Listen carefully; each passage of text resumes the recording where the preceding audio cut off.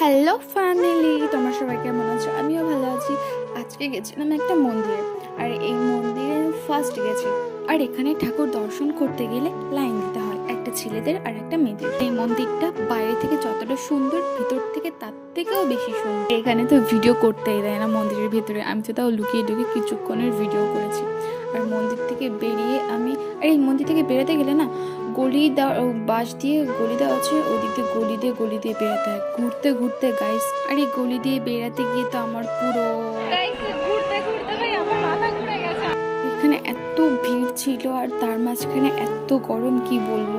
আর যেখানে দাঁড়িয়েছিলাম সেখানে প্রসাদ বিতরণ করছিল, তাও প্রসাদ নিয়ে আমি বরের জন্য দাঁড়িয়ে আছি, কারণ হারিয়ে গেছিলাম। তারপর আর বাবা চলে আসছে। তারপর এখান থেকে আমরা একটু মেলাতে গেলাম। মন্দিরে যতটা ভিড় ছিল গাইস, মেলার মধ্যে ততটাও ভিড় ছিল না, মানে ভিড়ই ছিল না।